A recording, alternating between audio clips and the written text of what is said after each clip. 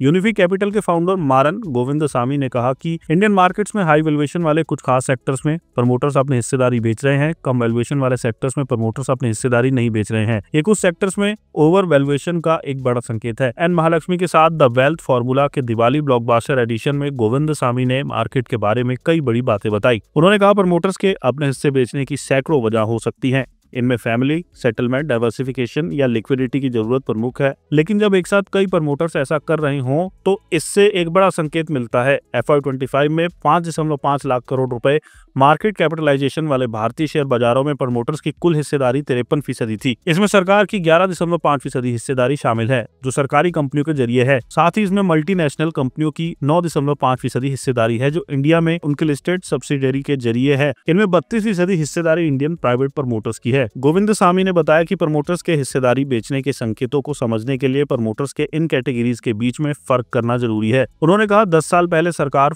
Wilful seller थी जबकि MNC wilful buyers थे। पिछले 1 से 2 साल में हमने देखा है कि MNC बेच रहे हैं। सरकार ने भी कोशिश की है लेकिन सफल नहीं रही है। इंडियन प्रमोटर्स तेजी से बेच रहे हैं। ऐतिहासिक रूप से इंडियन प्राइवेट प्रमोटर्स कॉन्ट्रेरियन और मौका परस्त रहे हैं। उन्होंने कहा मार्च 2020 में कोविड की वजह से मार्केट क्रैश करने पर प्रमोटर्स सबसे बड़े खरीदार थे। 2008 में ग्लोबल फाइनेंशियल क्राइसिस के बाद उन्होंने मार्च 2020 में दूसरी सबसे बड़ी खरीदारी की थी जब दुनिया की रफ्तार पर ब्रेक लग गया था और 10 महीने में सूचकांक 60% गिर गए थे। तब प्रमोटर्स ने खरीदारी की क्योंकि तब उन्हें बिजनेस में वैल्यू दिखी थी, ना कि पोर्टफोलियो ट्रेडर्स। अब नजरिया बदल गया है। गोविंदसामी ने कहा अब हम देख रहे हैं कि बहुराष्ट्रीय कंपनियां और इंडियन प्रमोटर्स दोनों ने अपनी हिस्सेदारी बेचने की रफ्तार जो पकड़ रही है, लेकिन ऐसा सभी सेगमेंट्स में नहीं हो रहा है। उदाहरण के लिए आप IT में प्रमोटर्स को हिस्सेदारी बेचते हुए नहीं देख रहे हैं। ऐसी कंपनियां जिनमें प्रमोटर्स की 60 से 70% हिस्सेदारी है और उन्होंने उसे नहीं बेचा भले ही उनकी हिस्सेदारी का मूल्य अरबों रुपए है। यूनिफी कैपिटल के फाउंडर ने कहा प्रमोटर्स के अपनी हिस्सेदारी बेचने में फ्यूचर अर्निंग्स और वैल्यूएशन के उनके अनुमान का बड़ा रोल है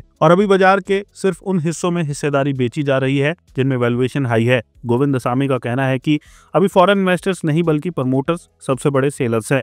ये एक बड़ा संकेत है क्योंकि ये बिकवाली सिर्फ महंगे माने जाने वाले सेक्टर्स में दिख रही है। डोमेस्टिक लिक्विडिटी इस सप्लाई का मुकाबला नहीं कर सकती।